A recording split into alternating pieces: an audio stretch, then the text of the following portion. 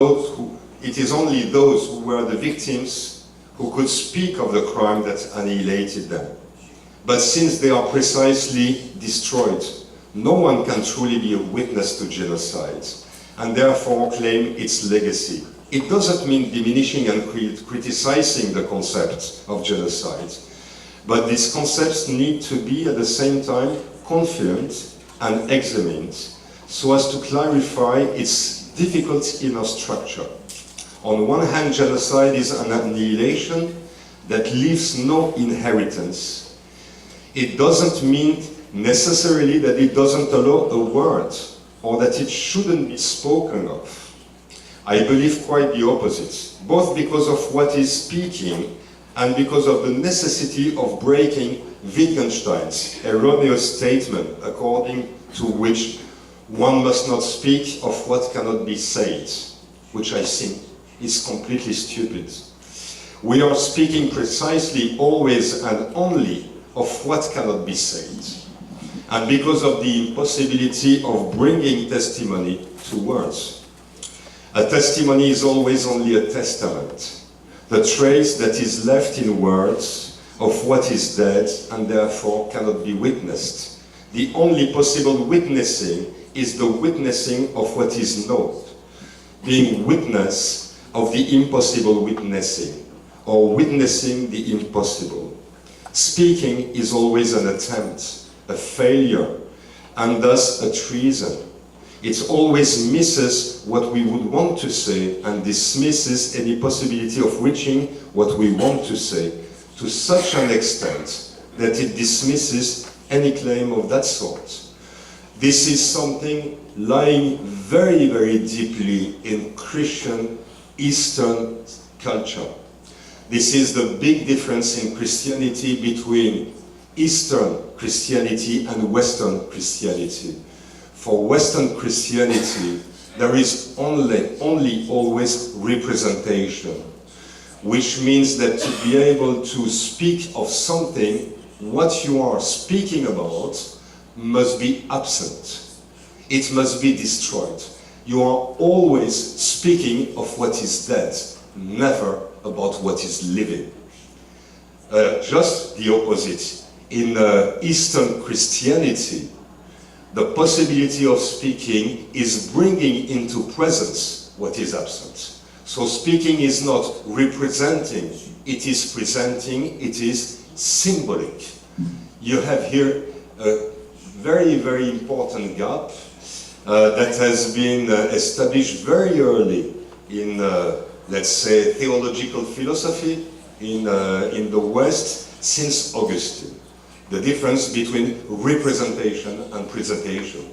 This is why in Eastern Christianity you don't have a real freedom of art, but art must be sacred. And this is why in Western Christianity art is free, because it is precisely not sacred. It cannot be sacred, because it is only a representation and nothing more. So, genocide or mass slaughter, which has become the reality of modern politics, following in a perverse way Augustine's rhetoric, is the uncanny that requires and makes the necessity of any speaking. We are always only speaking of the uncanny, or the impulse for cruelty that is the core of our standing in existence through any possible strategy, from scientific speech to gossips and even simple noises and powerless tears of sorrow. Genocide in this sense is the legacy of anyone speaking, of any human being. It is to be recognized in the facing annihilation and standing within it with the power of literature, that is opening breaches within the continuity of political history, that capitalizes, I use intentionally the word capitalization. It is at the core of capitalism that this stands, that capitalizes dead bodies, murdered masses, while enforcing the law of reducing human beings to a function, like the great Hungarian writer Imre Kertész points out, with his concept of functional man.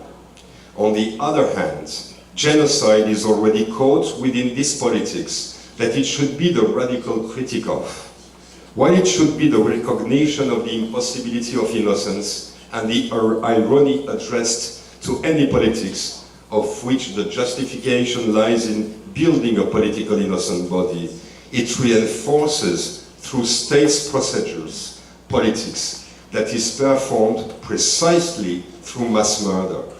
Genocide has two faces that are in conflict with one another, and is the place open for a struggle for political recognition. The heirs of genocide are like brothers in conflict. Those who speak or decide not to speak so as to bring witness of the impossible, and those who find in the struggle for the recognition of genocide the possibility of a politics that leads to a self-justification through the annihilation of those who preceded them and can be linked with them through the genealogy that is supposed to form a people.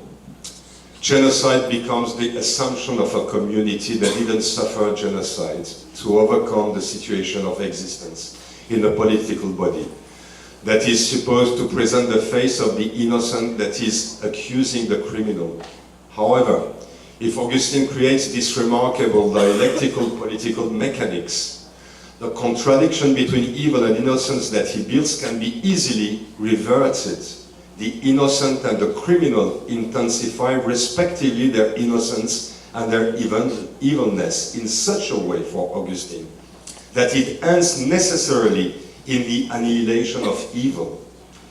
In other terms, the presentation of innocence aims always at annihilating what is alleged to be evil through the assumptions of the innocence of the one who believes it. Who believes in his own innocence. What Augustine creates is this strange figure of an innocent who is actually dissimulating his own cruelty, his own evilness, with the evilness of another one. The innocent might be faking innocence and wishing actually the elimination of his enemy, using a Christic rhetoric so as to justify his own wish for annihilating another. Genocide in this way cannot escape the logic of politics that is shaped by the opposition between friend and enemy, as Carl Schmitt had theorized. The elimination of the father through the sacrifice of the son ends in the belief that one can be eventually absolutely innocent and creates a political messianism of a universal emotion of humanity that would be the gathering of human beings in a political system that is expressed through a concept of humanity, of which the root is actually Christian Catholic. Against that stands the skepticism of Freud and of all the biblical teachings that stress on the impossibility of innocence, even of the victim, and maybe first of the victim. Against the very Christian and anti-Freudian position of René Girard, who tries simply to reactivate Augustine's political rhetoric, stands the question asking why this victim and not another one, and moreover, for this long Western history of mass slaughters, why always the Jews? Why were always the Jews victims and not the other ones? There is no other answer than the fact that the victim has always designated itself for being the victim through a series of signs that call for hatred, even though it is innocent of what it is generally accused of, as well as the presumed thief is condemned for a fact of which he can be innocent, by the way, but is targeted first because of the signs he addresses through his belonging to a certain social class, a certain community, and sometimes even a certain population, as showed the example of the massive population of black people in American jails, which is clearly based on racial classification of population. The heirs of genocide might also be those who, despite the horror and terror of any genocide keep an ironical view, keep on standing with what is very famous in German culture, Witz, in front of any, which is joke actually, in front of any attempt to see annihilation as a consecration of a political body overcoming the evenness of total destruction. This irony would be the impossibility of this identity, innocent and pure, that the building of a political body pretends to achieve out of the annihilation of the victims of the past. I would like to start again from the beginning. And the beginning is precisely what always allows a new start. The first point I feel I have to remind is that the genocide has been created as a juridical category for the genocide of the Jews at the end of Second World War. This point is of major interest, since this genocide is inscribed into the fabrication of modern politics in Western, pretending being the universal civilization, and involves thus religion, metaphysics, politics, with its immanent fighting structure, economy, arts, technology, and of course languages, as well as all the categories we know, such as people, nation, law, society. The sorrow that seized me so early is the central place genocide occupies right at the core of Western culture. Destruction being the heartbeat of the construction of culture, as Walter Benjamin's monument reminds at the Spanish border in the south of France. It is the achievement, you would say, as in the heart of darkness, the book of Joseph Conrad very well shows about what is Western culture. It is the achievement of centuries of politicization of the West, and at the same time the achievement of the process of both colonization during 19th century and the hyper-violence of First World War that starts with Balkan Wars in 1911 and ends with the success of Soviet Union after the Civil War, or maybe hasn't finished yet, as the American President Bush stated when opening an internal war with terrorism that would rather be witnessed as the generalization of terror in global politics. At least about 10 years of terrible violence or more, 20th century, has been characterized by a terrible revelation.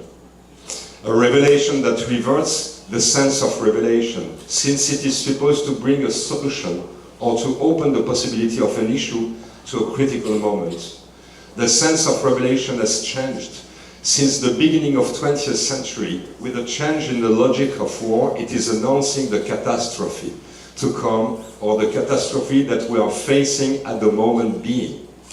The catastrophe of the climate change, and the danger in which the world, our world, since the world is nothing but the construction of the conditions of culture, are merely late expressions of the catastrophe that already seized us long ago, but that apparently didn't reach the attention of human beings, as Nietzsche points out.